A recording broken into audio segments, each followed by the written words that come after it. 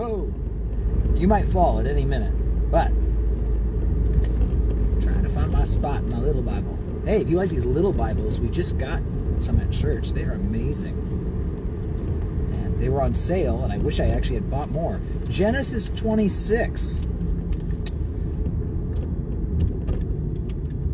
Verse 18 is where we left off yesterday. About digging up the wells of our fathers. So now we've got... Let's find out if the phone falls. Oh, he's taking it slow. I'm here with Caleb. You can't see him because he's driving the car. But, verse 19, let's see here. Also, Isaac's servants dug in the valley, and they found a well of running water there.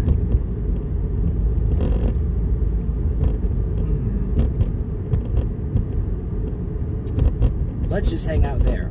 I don't want to take too long today. I've got to get ready for moving day. But yesterday we talked about going and looking at like old stuff. We don't need something new. We don't need something like, cutting edge. We just need to dig up the wells of our fathers and call them by the names which our fathers called them by, right? We're just going to go kick it old school and dig up the rich blessings that are there. Now it talks about his servants going to the valley, and they dug up a well, and it was there that they find running water. Now, our word for running water there is actually living water. You see, that was the word that Jewish people in Hebrew, right? A spring, literally in Hebrew, would be living water. It's alive, it's moving, it's continually coming, whereas a well is a hole where you found water, but wells, go dry. Where do they find this living water? They found it in a valley. Now, I'm definitely spiritualizing this text, but you know what? It's just a good reminder that quite often it's in the valley where we're going to go back and find that living water. It's in the valley where we find the fruit. It's in the valley where we have these experiences. Everyone wants to live on the mountaintop. I kind of do. Mountaintop experiences, they're great. And yet, there's so much to be learned in the valley. Yes, that's where I'm going, Caleb. Thank you. Now they're going to think that I'm just following you, and you're not following me. I'm the puppet master. Stop usurping my authority. Caleb already knew I'd go to Psalm 84 because it's like my favorite psalm. And I think the last time I actually read out of Psalm 84 recently, and I skipped this portion, maybe because God knew that I was going to come back and read it at another time. In verse 5, it says, "Blessed is the man whose strength is in you, whose heart is set on pilgrimage. And as they pass through the valley of Baca, which is the valley of weeping, they make it a spring. The rain covers it with pools. They go from strength to strength. Each one appears before God in Zion." You see, we as Christians have to have our hearts set on pilgrimage. We have to have our hearts, our minds, our beliefs rooted in this idea that I'm on a journey. And that the journey is going to take me to mountains, and the journey is going to take me to valleys.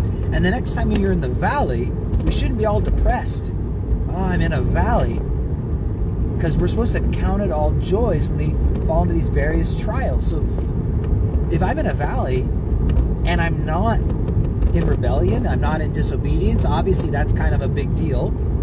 But if I'm not in rebellion or disobedience and I find myself in a valley, well then maybe God made me come to this valley for a reason, and maybe it was to dig a well and find a spring. And this is the thing about the valley of weeping, is that I heard Gail Irwin once say, why would you dig a well while you're in the valley? If you're on a journey and you're passing through, why take the time to dig a well? And he said, well, you know what you can do is you can refresh those other pilgrims who are going to pass through that way. And there's a very good chance. In fact, I'll guarantee it's a fact. If you're walking in obedience, if you're loving the Lord and you're obeying His calls, and you find yourself in a valley, well, God's got a purpose and a use for that valley. And perhaps God wants to use you to refresh other pilgrims who are one day going to pass through that valley. So, do be thinking about that. I'm gonna grab this because I'm gonna tell Halo to take the next right, and you'll probably fall if he takes the next right. You know the back way. He knows the back way. Ooh, that's a big bird. Anyway, so there's what we got. That was the next right, actually. Literally the next right. But we're gonna take the next right up here. I was gonna take him the back way, but he's going not the back way. He's going the semi back way. Anyway, Caleb, anything to say? Nope. Don't look at the camera. You gotta drive. I'm driving. Okay. You're the son of a driver school instructor. You need to owner, whatever. You know. You gotta feel good. Look at it. 10 and 2. He's gonna check his shoulder. Make sure no bicyclist is trying to pass us. We're good to go. All right, guys. Hey, if you're going through a valley, pick some fruit. Dig a well and find a spring. God will use your valley experience. I guarantee it. Moving day, my house, 9 a.m. My wife just reminded me to grab my drill. Gotta do that. Okay, you guys take care, and I'll see you around.